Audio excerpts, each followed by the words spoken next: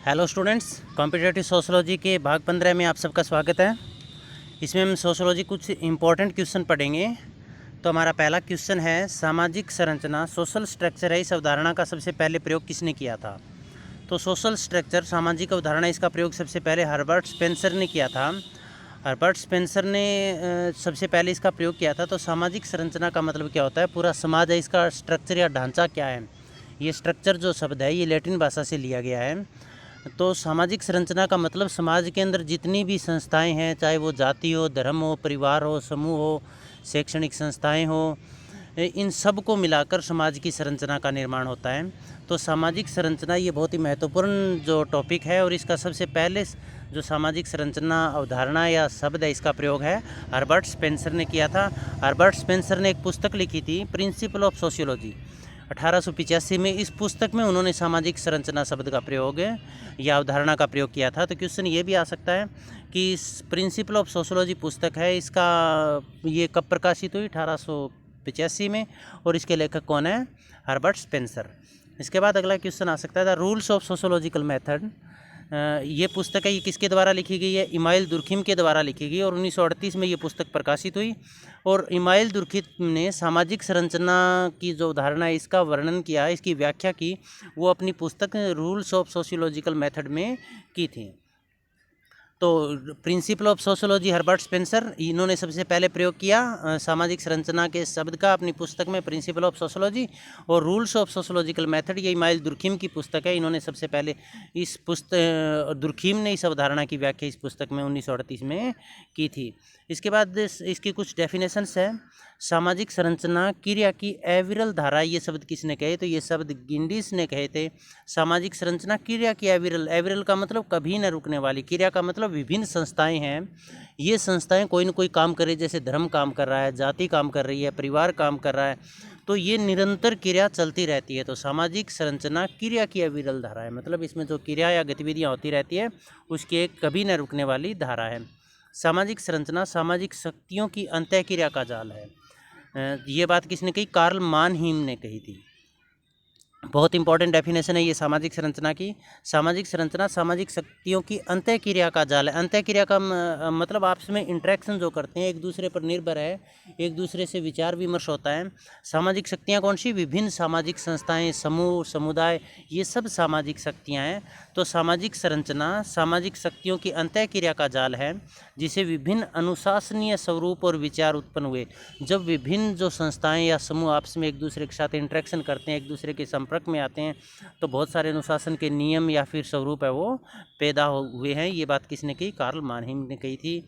इसके बाद अपना अगला क्वेश्चन है, सामाजिक संरचना के स्वरूप को एक भवन के समान माना है। जैसे एक भवन होता है, उस भवन के अंदर क्या होते हैं? ईंट, सिरिया, सीमेंट, बजरी, क्रेशर आदि बहुत सारी चीज़ें लगी हुई होती है। बिल्कुल उसी तरह से किम्बाल यंग ने क्या कहा है कि सामाजिक संरचना, इसका स्वरूप एक भवन के समान है।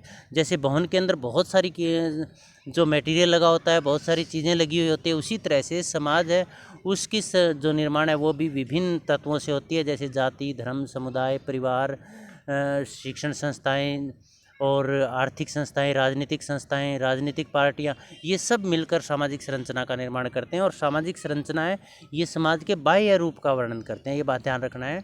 कौन से रूप का वर्णन करते हैं? बाह्य रूप का। सामाजिक संरचना का निर्माण समूहों, समितियों वह संस्थाओं से मिलकर होता है। ये हमने पहले बता ही दिया आपको भी। सामाजिक संरचना का निर्माण या इसमें विभिन्न संस्थाएं हो गई, समूह हो गए, समुदाय हो गए, इन सब से मिलकर सामाजिक संरचना का निर्माण होता है। ये डेफिनेशन गिन्सबर्ग में दी है। सावयव या ऑर्गेनिज्म का सिद्धांत किसका है? सावयव ऑर्गेनिज्म का मतलब होता है कि इन्होंने ये सिद्धांत हर्बर्ट स्पेंसर का है, जो कि सामाजिक संरचना की अवधारणा के जनक माने जाते हैं। तो ये सावयव का जो सिद्धांत है ये क्या कहता है कि ये शरीर के समान है। जैसे पूरा समाज है ये शरीर के समान है, समाज के विभिन्न अंग होते हैं, जैसे जाति, धर्म, परिवार, समूह, समुदाय हो गए, उस बिल्कुल उसी तरह से शरीर के भी बहुत सारे अंग होते हैं। शरीर के अंग जैसे आँख, कान, नाक, पेट, हाथ होते हैं, और वो एक जगह पर फिक्स होते हैं, वो सारे काम किसके लिए करें, शरीर के विकास के लिए काम कर रहे हैं और सभी के कार्य निश्चित है। इसी तरह से समाज के अंदर जाति, धर्म, परिवार नामक विभिन्न अंग है और ये किसके विकास के लिए काम कर रहे हैं, ये कर रहे हैं समाज के विकास के लिए काम कर रहे हैं।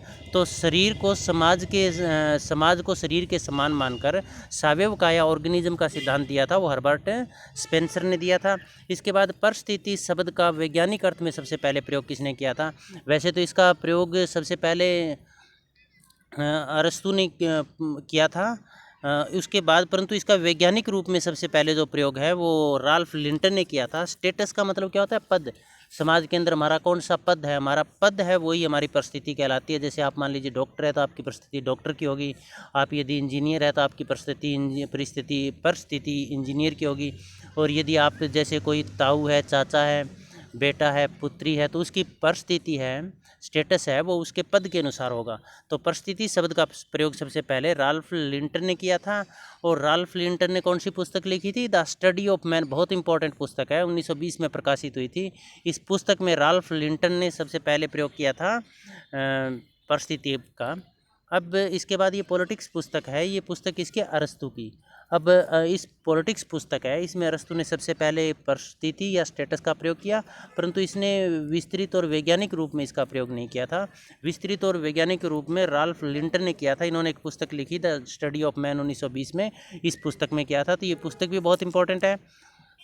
रिपब्लिक पुस्तक किसके द्वारा लिखी गई है? तो ये प्लेटो के द्वारा लिखी गई है। पॉलिटिक्स अरस्तु के द्वारा लिखी गई है। इसमें इन्होंने सबसे पहले प्रयोग तो किया था, परंतु वैज्ञानिक अर्थ में इन्होंने इसका प्रयोग नहीं किया था। इसके बाद देखिए सामाजिक परिस्थितियों का जाल है।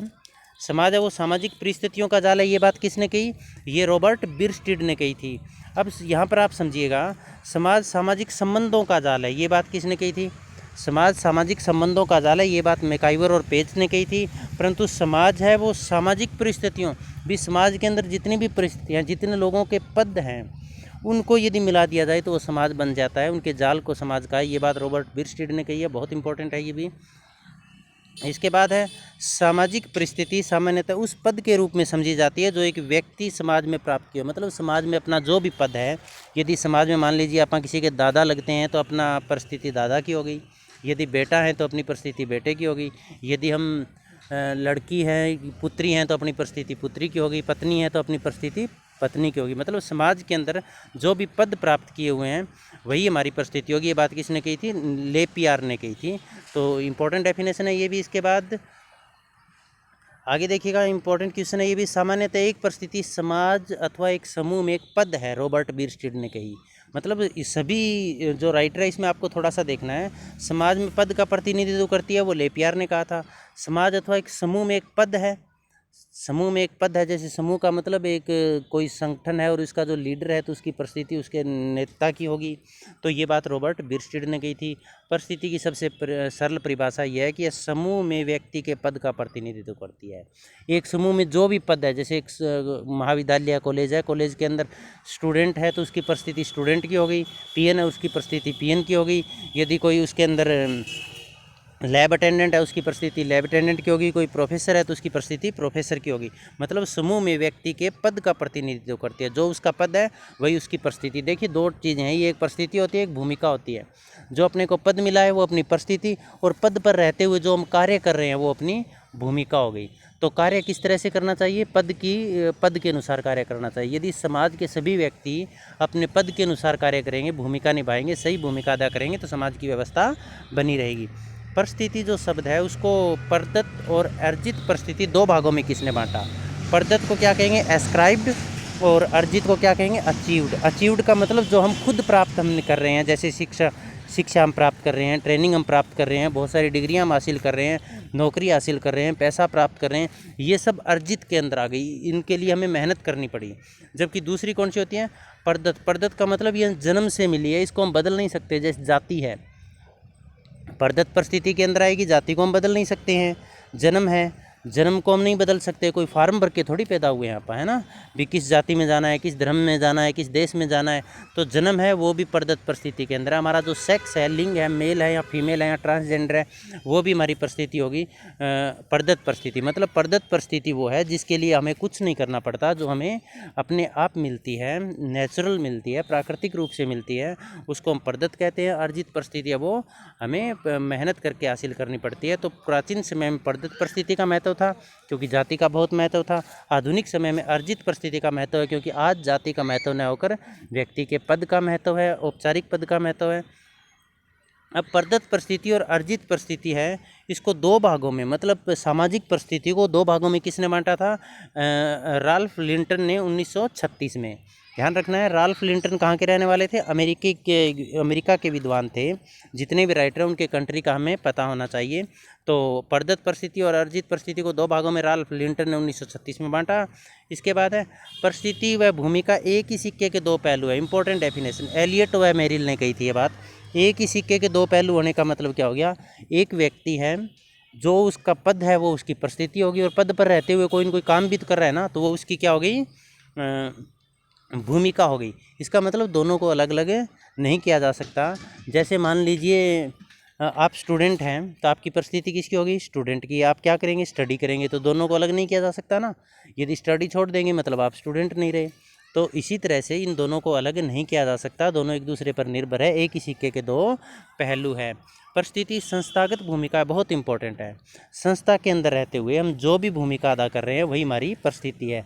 जैसे एक परिवार नाम की संस्था है, उसके अंदर यदि हम पिता का रोल अदा कर रहे हैं, पिता हैं तो हमारी भूमिका पिता के रूप में होगी, पुत्र हैं तो हमारी भूमिका पुत्र के रूप में हम अदा करेंगे। तो परिस्थिति संस्थागत भूमिका है। ये बात किसने कही थी? ये राल्फ लिंटन ने कही थी। आगे आपको क्वेश्चन लिखना है, एक कमेंट बॉक्स में क्वेश्चन डालना है।